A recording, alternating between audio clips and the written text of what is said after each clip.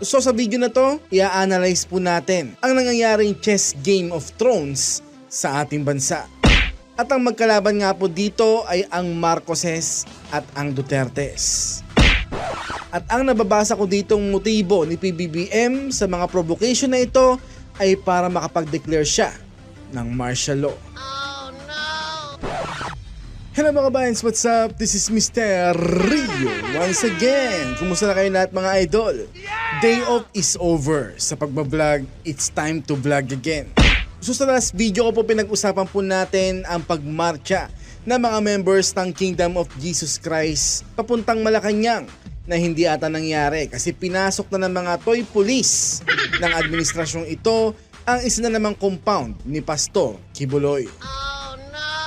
So sa video na to, i-analyze po natin ang nangyayaring chess Game of Thrones sa ating bansa.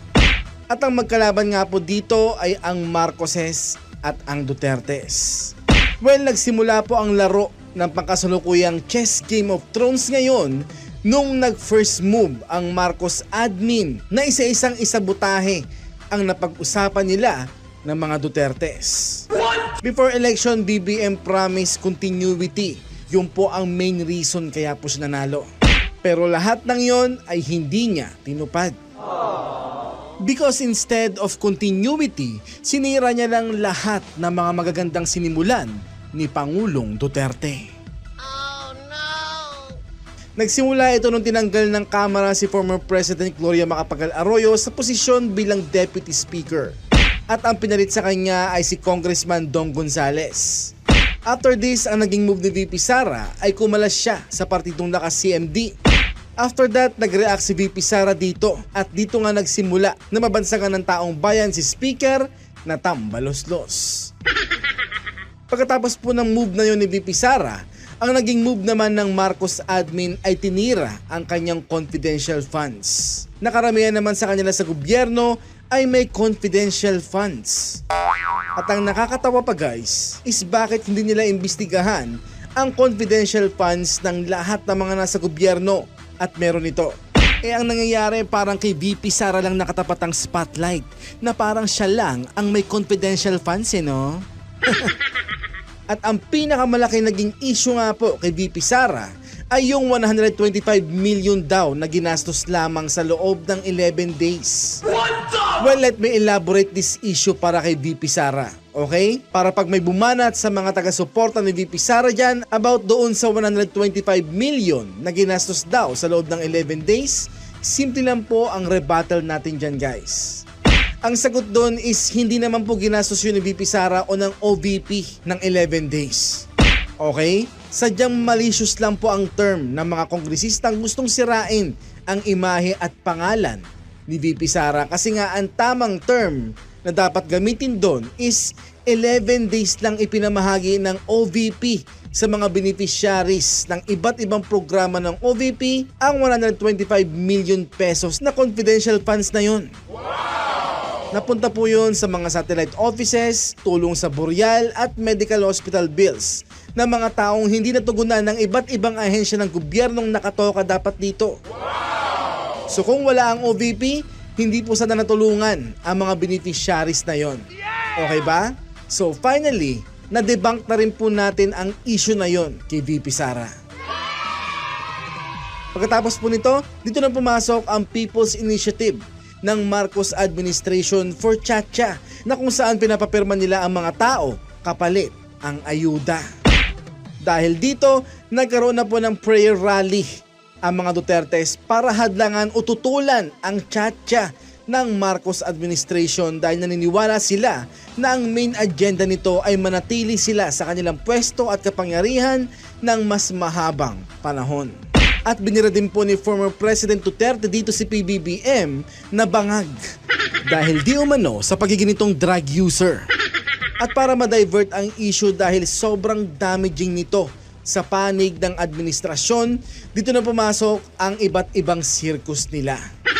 At dahil sa damage control ng People's Initiative for Chacha ng administrasyon at sa damaging statement na binuga ni former President Duterte ng mga panahon na yon, napilitan silang maging sacrifice lamb si Pastor Kibuloy na siyang may-ari ng SMNI na kung saan dun lang nagkaroon ng airtime si BBM sa mga interviews, debate at propaganda before election. Tama. He betrayed Pastor Kibuloy with this move dahil mache-checkmate na sila sa anomalya ng People's Initiative na pilitan nilang gamitin ang issue ni Pastor Kibuloy for diversion.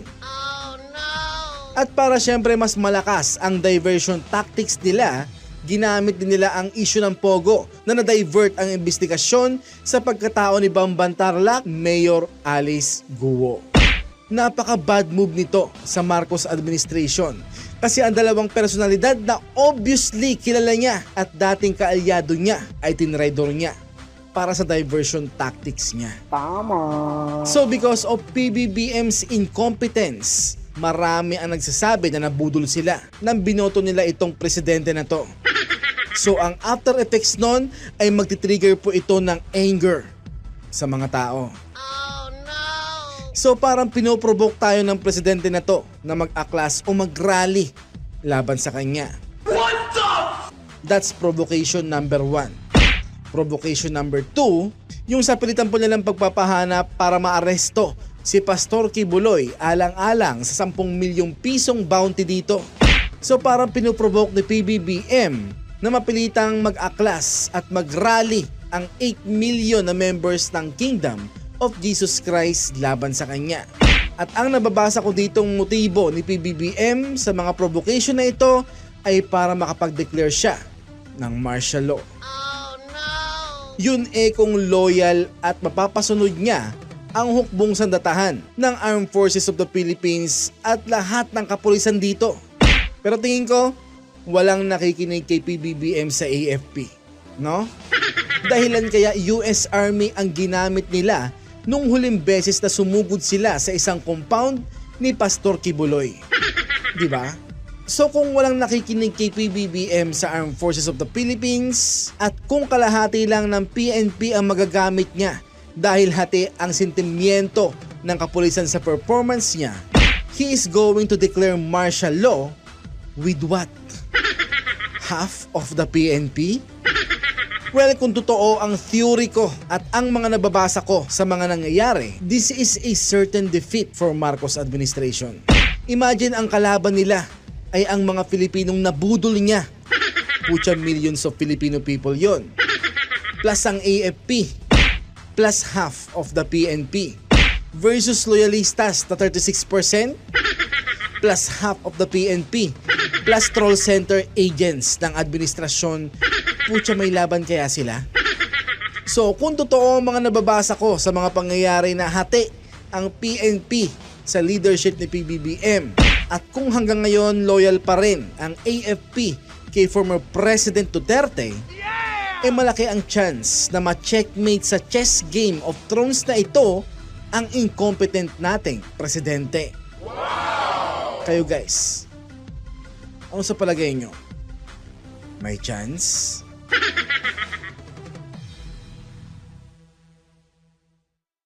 For more videos, i-follow nyo lang po ang Mr. Rio 2.0 sa FB at mag-subscribe sa Mr. Rio Official sa YT. Maraming salamat, mga kabayans.